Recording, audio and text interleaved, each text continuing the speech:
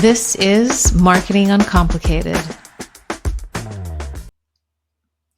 Hi, everybody, and welcome back. Today's conversation is for leaders who feel the tension. And I don't know if it's you guys, but the beginning of the year has been absolutely crazy so far. So I know that there's tension flying across the board. AI is accelerating everything, but trust, clarity, and alignment feel harder than ever. My guest today believes hope, trust, and empowerment aren't nice to haves, they're strategic assets. Hannah Bauer is the founder of Heartnomics. Love the name, and we're going to get into that.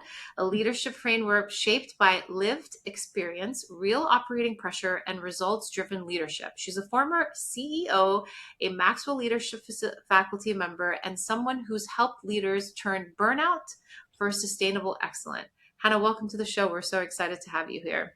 Thank you so much for having me. Excited to be here. So I always like to go back to the origin story with all of my Mhm. guests. Your leadership philosophy is deeply personal, and I think it resonates from the name.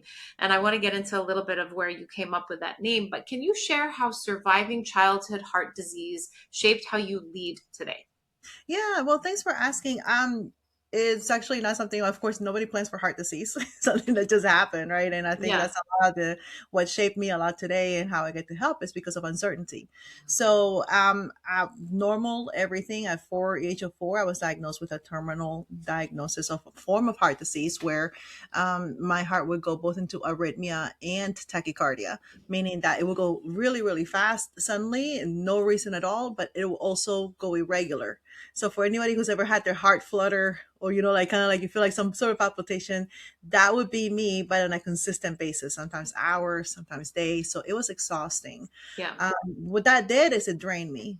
And eventually it led to a couple of heart attacks and really living in the hospital in the CCU cardiac care unit for a good 5 years straight, later into my teens.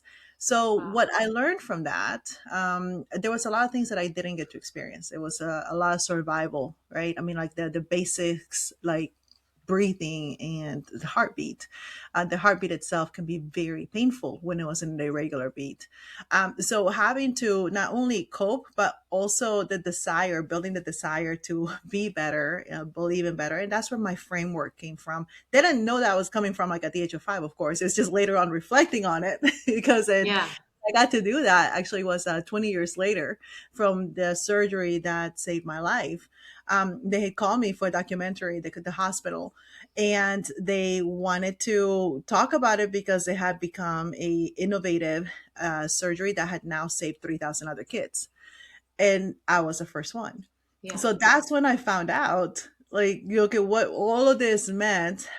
Before that point, before that surgery, I had a heart cath that failed and an open heart surgery that failed, drugs that had failed. It was a consistent, let's say, progress of failures throughout, which also shaped my view in leadership because I got to experience what hope was in a tangible way.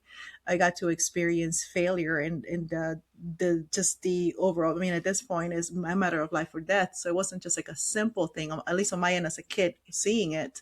But I also got to see the resilience from my family. I got to experience the resilience from the doctors that kept on going to the point again through collaboration, where they would come with a solution that had never been done that revolutionized the way that heart disease is treated today. Yeah. So that's honestly that was the foundation. Heartnomics is the economy of the heart, and it is because it is a network. It is a systematic way to not only accomplish, but really that alignment of what we're looking for with purpose, with performance, and with the people that we do the work with. Yeah. I mean, I think thank you for sharing that. I think a lot of doctors would argue that some other organs of the body are the engine, but I think, without the heart, we have nothing. So, you're right. It is, the central part. I mean, it is what keeps us beating and what keeps us moving. I mean, what a beautiful story. And I love that, you say what has come from that is a pinnacle moment in terms of how you are building and what you are building today, and the things and the thoughts that came through your teenage mind, are still resonating with someone at your age today in terms of what you're building for others today. So, it is crazy, but we do build things unconsciously at a younger age as we're going through life. And perseverance and resilience are two words that you definitely have mastered. So Yeah, no, I appreciate that. I think sometimes I call myself a slow learner because although I did go through it, it was like when I basically say like I got my card out, right? Like I got my normal card to where like okay, go and live, and it's like well, I didn't know how to do that. Yeah, I had been bound in a hospital for so many years, that's in what you were months. used to. Yeah, I was used to having other people tell me when I'm okay, Yeah, when I didn't need to freak out because I couldn't breathe or my heart was hurting. Like, oh no, you'll be fine. You just let's breathe through it.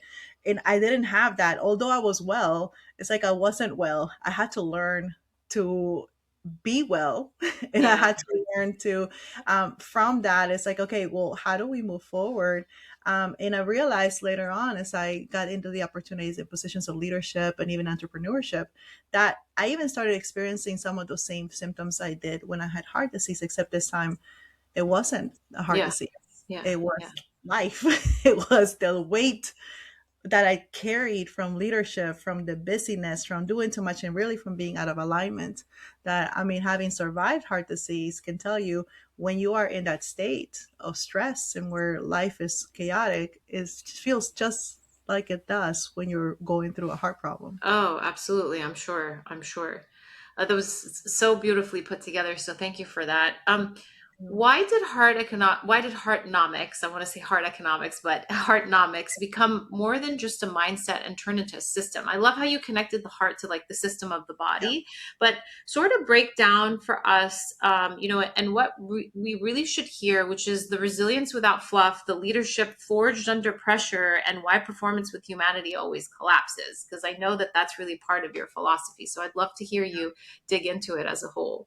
So I think for me, it was a kind of like a pendulum, right? First, it's like all heart, very passionate, and I think we've seen that with leaders that are passionate and love, and you have to, you don't have to tell them to be compassionate. I mean, they just spew out compassion, but a lot of Sure. times when you have that without systems or processes, well, you end up with chaos. But then you Yeah. have the other side where you have a very process, systematic, frigid, static in a sense, like it's just input, output, input, output. First of all, it's not sustainable, but then this is where the burnout happens because then we start looking at our people like robots, machines for what they do and not for who they are. So Yes. the Hardnomics philosophy is bringing those together. Basically, it's your operating system, both your human operating system and your operating system of your processes and systems.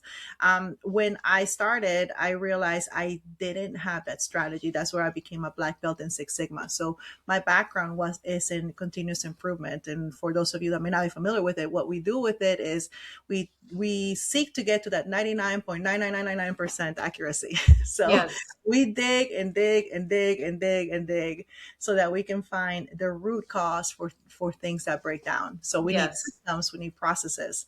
I did that, but when I implemented it for change management without having it in the report that I had with people, I broke the system essentially. I got the results for the process, but I didn't get I got the short-term success in that we were able to solve the problem, but I didn't have the longevity to where it added value overall to the organization, especially to my people. Yeah. That's when I realized I needed to have that really go back again, go back to basics with the human aspect. So where I have the both my human system, which is really the culture. This is what you're talking about. You're talking about empathy, you're talking about emotional intelligence, you're talking about motivation, hope, trust, all of these parts that without them, any implementation for change, any wanting to go after visions, it doesn't matter what it is that you're going after, integrating solutions. Yeah. You don't have that systematic view, you're not going to be able to not only lead that change, but also make that change be healthy, create healthy organizations that Yeah. are really making the impact that you're seeing. Yeah. So it's a systematic view, like you mentioned, like, well, yeah, there's the heart system, right? It's cardiovascular system. Well, the cardiovascular system, although I had a problem with the heart, well, it's affecting my muscular system. My muscles wouldn't work, because I couldn't get air to them. Yes. So the same thing with the nervous system because my nervous system is reacting. Hey, the heart's not working. The same thing in every business. There's a system. So your Yes. sales system is going to impact your marketing system. It's going to impact your customer experience system. It's going to impact your leadership system. Your financial system. So understand understanding it as a system, not where they're separate from one, but what is the system requirement? Who is your immediate internal customer and your external experience? That is what Heartnomics is about, looking at that and also understanding that a system doesn't exist by itself. That's Yes, why yes, it's a network. It's yes, an ecosystem with other systems, with your community. Then you talk about collective impact. You talk about creating the labor force of the future. You talk about the recruitment aspect, that, what you're doing to add value to where you're doing work and where your people live, and what you're really wanting to see with your products and services, the yeah. impact you have. I love that because everything is so intricately connected to each other that it is so vital that it is all working in sync. Because if, one is bleeding out, then the other one is bleeding out as well. And it's like I always used to say, just, being a marketer myself, that the marketing department was the nucleus and it was the octopus's head of any business. Yeah. And, we had tentacles in every department, right? And you're right, the systems work within each other and it is a network across the board. And now with like the inclusion of AI and making sure that Yeah. that all connects together, it's definitely something to ensure that is running smoothly. So it is exactly what we talked about, like connection, right? Because we can see that connection, like from the technology aspect, right? We know that when things don't connect, well, they break down. If something didn't come down, we started spending a lot of time. Well, the same thing happens. And if you think about the time that we spend in connection with technology tools, we should also spend, it is unprofitable to spend with the connection with our human network, because Yeah. it is the same. Any breakdown in that communication, anything where there's no clarity, where there's no integrity, where there's no trust, is going to impact any initiative, anything that you're going to want to be remembered for, and those people that you're going to serve. Yes, yes, I completely agree. I love how you're bringing that all to life because I think a lot of people in businesses and founders and startups and even in enterprise companies, they forget this, I mean, they forget, sometimes they don't even build it right, and sometimes they build it right, and then when they grow so fast, then it just gets lost, right? So I think it's needing to go back to the foundation of, how do we work together? How do the systems plug into each other to ensure that that communication stays across the board? Otherwise, you're going to have mistakes, and when there's a lack of communication between the two, the inevitable happens, right? Yeah. I mean, right now, I mean, you talked about, how like the year's coming at us, it just feels like, and I was thinking like, well, yeah, it's like a like rapid level of change. I mean, like we're doing the same things, we're just doing them in some different ways. We're having to learn really quick. And one of the things that I found interested, and I read it actually at the end of last year, the report on the digital transformations, because everybody seems to be adopting, right? This digital, like, hey, this is what's going to solve the problems that we're having. And yet over 76% of all these initiatives fail, not because we're missing a tool, not because the technology hasn't been developed, but because of the readiness of the human system. Basically, the readiness of the leadership to be able to adopt that. Yeah. And if you think about it, if there is already a problem with trust or mistrust in organization, where if I don't trust you as the person that I'm doing work with, or I'm receiving my information from, or that do you even see me, how am I going to trust a tool I don't even know about, that I really don't even understand? Yeah. You see how it grows even more. And but the speed of like, oh, let's just do it, let's just do it, let's just do it, you have this adoption of tools or initiatives or whatever they are, where there is already a brokenness in it, and it's going to come up. The mistakes will show up, or they won't show up right away, but it's not an easy like, oh, let's just go back and erase. Like back in the day, we could just go to typewriter and put like the little white out. It's not like that with technology tools and even human system. You have to really go back and almost like, go not only under the hood, but you have to go down to the minutia, because Yep. how complex these systems are. Yeah, no, I completely agree. So when leaders hear words like hope or trust, as you were just sort of iterating on, if we don't trust each other, it's kind of hard to, get the job done. They often think they're soft, right? Yeah. Because there is that mentality of, certain leaders think that they need to come in on a certain like, beat of a personality and so on and so forth. But what are they actually what or let me reframe this. Why are these actually hard strategic levers? Because it's almost like hope equals clarity plus belief and direction, and then trust equals speed, not sentiment, and then empowerment equals distributed ownership, not abduction. So abdication, I'm sorry. So I mean, really, let's dig into that. Yeah, sure, sure. So I mean, think about it. One of the main things, even just now, it was just was talking about change. There's a lot of ambiguity. There's a Yeah. lot of things that we just don't know. Even the people that are building this stuff, we don't know what it's going to look like when we do it. We also know that we cannot not do it.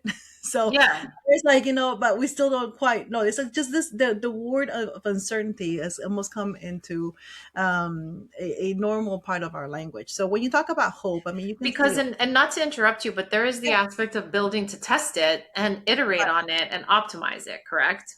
Correct. Which Yeah. there's a lot of good things about that, right? I mean, and exactly what we're talking about because Yeah. we think about the betas, right? Like we just want to fail, we want to fail quick, right? But you fail and you fail quick because you know you're going to be able to respond to it. Well, you know to respond to it, that is how you have to build it on hope. You have to build it on trust. So when you talk about hope, it's not like this positive thing. Oh, I wish, you wishful thinking, or even just positive thinking, which could be passive in a Yeah. sense. Like, hey, oh, it's just it will be better. Oh, don't worry, I'll be well. But hope really is a strategy because what people with hope, when you have a lot of uncertainty, what happens is you get stuck. You don't, the decisions are not happening, right? It's not like because there's no clarity, there's no flow. Hope makes the ability, it's the catalyst to be able to look at things and all, I'm not lying to myself on what the situation is, but it fights to find a way. Yeah. Hope, that is one thing about people with high hope, leaders that are high hope and infuse high hope into their organizations, into their teams, is that we see what's happening. We're not denying, we're not in a state of denial, but we're find a way through the problems. It's a catalyst for action. And when we're talking about the empowerment, one of the things is, if you're not empowered to do something, we talk a lot about ownership. For example, we talk like, hey, we want employees that have ownership. We want team members have ownership, but that doesn't just happen unless you also empower them. Even in the technology room, a lot of my work with the clients has been because we call these tools smart all the time. The tools Yeah. are consistent. Well, when's the last time you called your teammate smart? I know. When's the last time you called your team? That was so smart. Like the actual person. I love that you bring that up. Yeah, because that is empowerment, right? I mean, Yeah. so a big part of leadership is decision making. Yeah. This empowered leader is not going to be one that's going to be making decisions. And a team member that doesn't feel empowered is not going to be also adding or raising their hand or offering solutions either. And that's where the empowerment is also a key for the psychological safety. When you have the psychological safety, when you have the different parts, the leadership systems in an organization, the culture empowers the Yeah. people. And trust, well, trust is the currency to a leader. I mean, like that's just basically that's the exchange. Like in leadership, you're taking people to go somewhere. A lot of these places we haven't gone there before. It's a vision because we're not there. Otherwise, we're just giving you a report. We're Yes. not going to a Yes. report. We're going towards a vision. We're Yes. going towards a future. Part of that is I've never gone there before.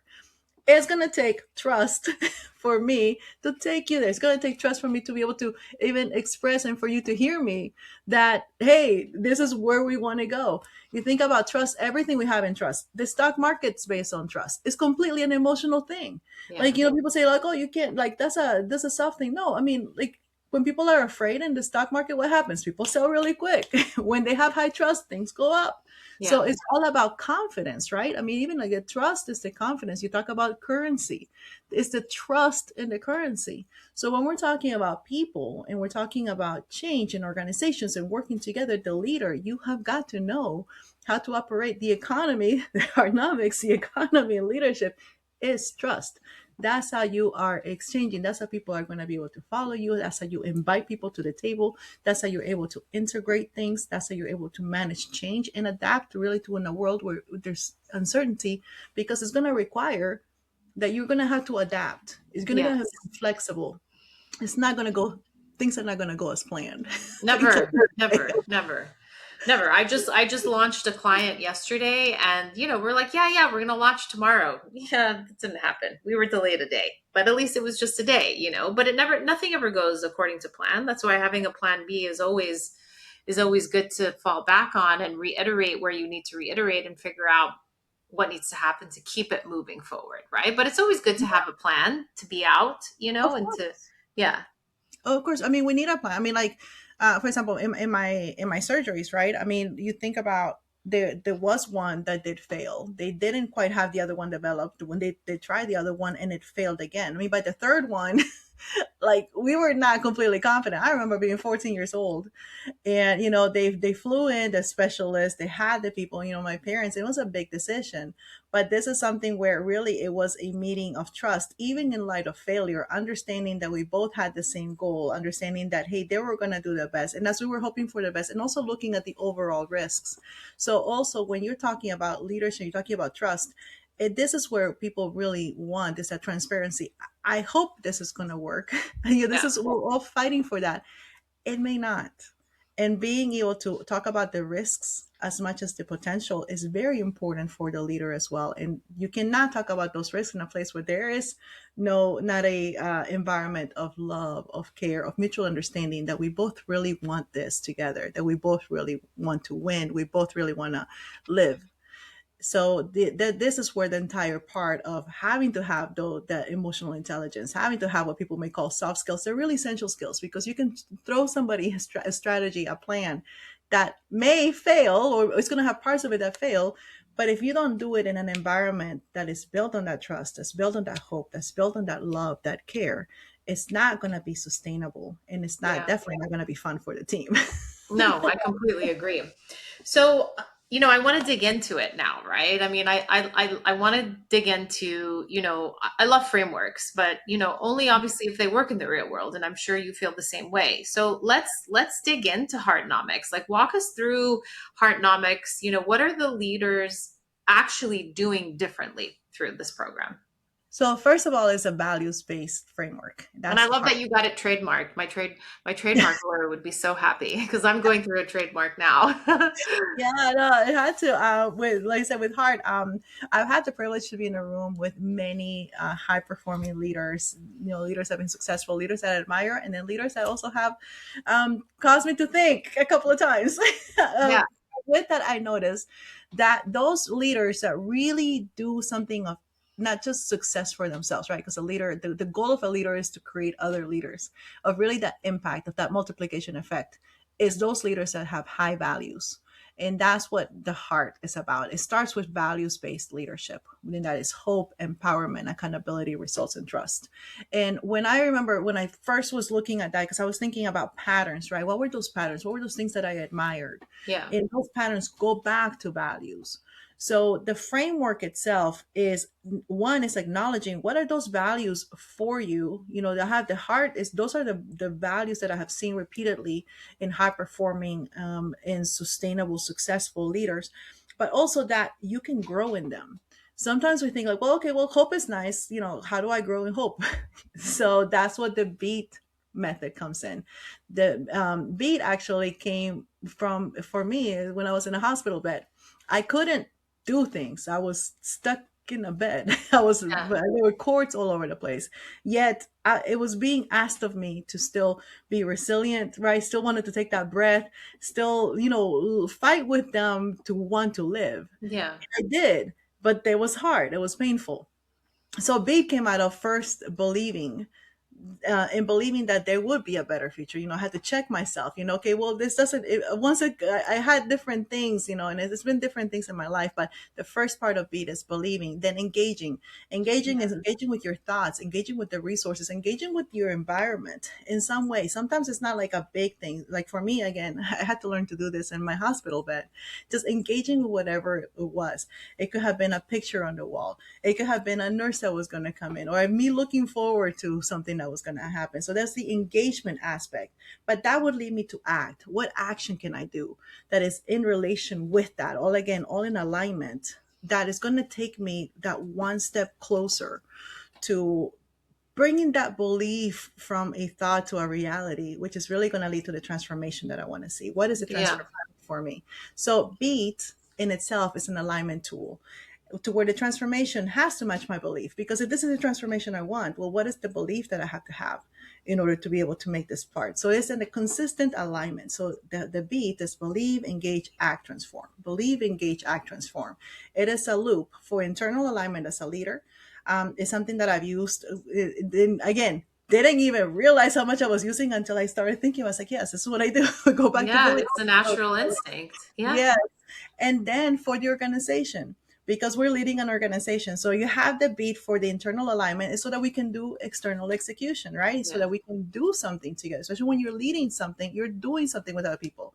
And that's for organizations what I have the core method, which is cultivate, optimize, reach, and elevate. So cultivate, going back to the foundations, what the value, mission, visions, how do we make the money? Where does our income come from? The basics, they cultivate, the optimize. What are the processes and systems that are in place for us to be able to accomplish what we need to do? So being the systematic view, then the reach, where is my internal customer and my external customer? How am I reaching them? How am I getting that feedback loop from them? Yeah.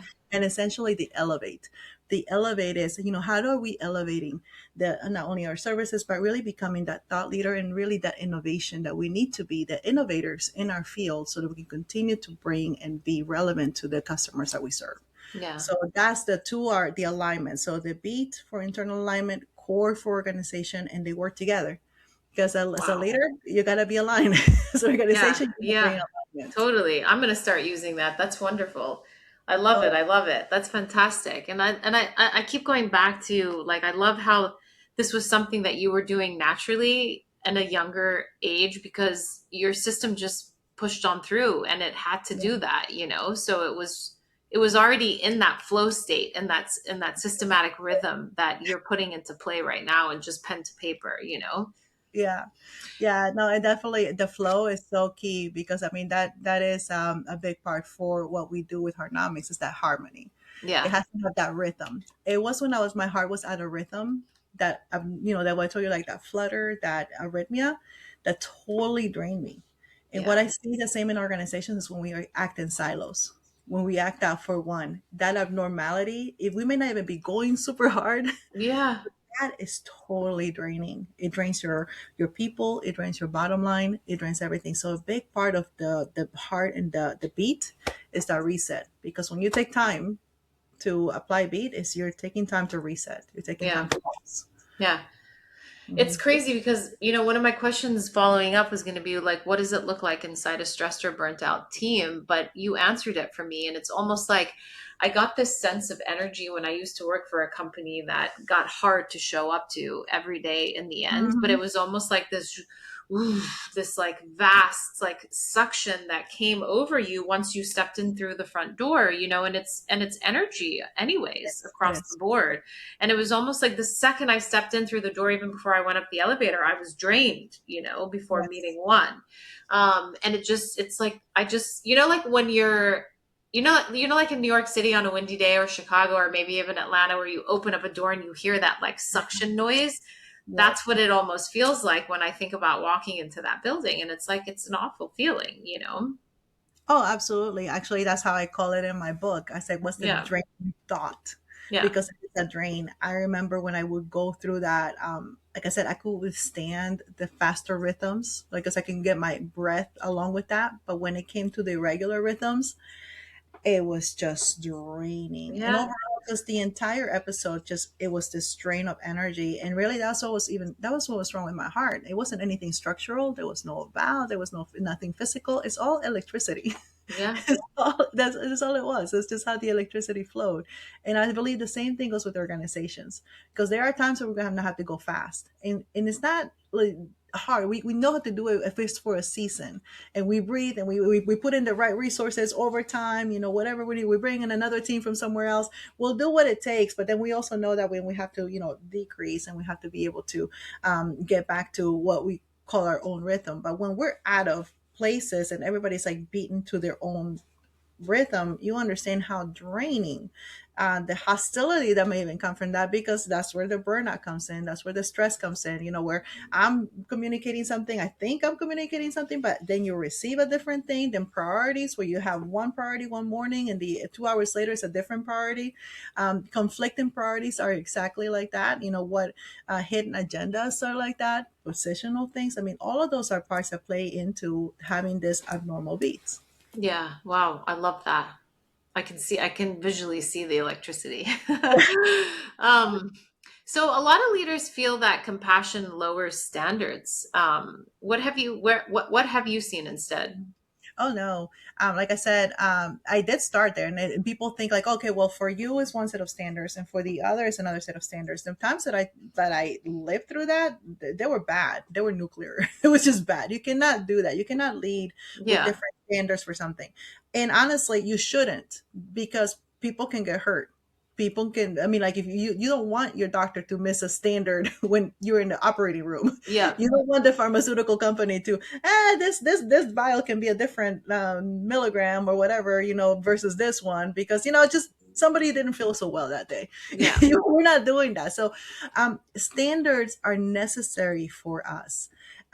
What people have mistaken, I think, is that you either have to be like all standard and just be completely like militant about it, and forgetting the human system that goes with it. I mean, we have to understand, if the standard's not being met, why is it not being met?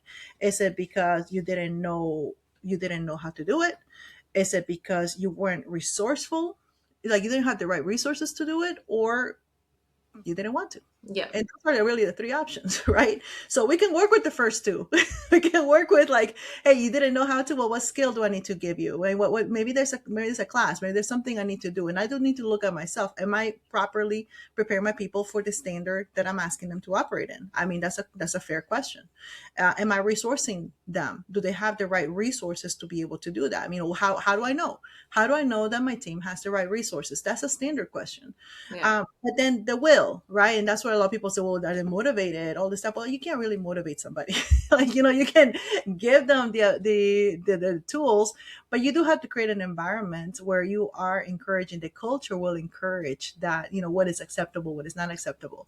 And when you're talking about standards, in no way does compassion lower standards. Compassion allows me to ask those questions. Have I resourced you well? Have I Mm, trained you well, for the standard? And in no way does it lower it. I can't lower it. I cannot do that to my customer. I yeah. cannot do that to the vision. That Yeah. would not be right for me to lower the standard. But I can be compassionate enough to ask that question. Yeah, yeah. It's funny that you bring that up because I think I've seen this multiple times, across like in the sales team, for example, right? I mean, your sales you're a new salesperson is only as good as their onboarding. Mm-hmm. And a lot of people, to your point, what you were just saying, have I given you all the tools? Have I given you all the resources? If you're not doing that and then all of a sudden you're turning the finger and you're saying you didn't do your job, you Right. didn't onboard them right. Right. So it's like whose fault is it at the end of the day?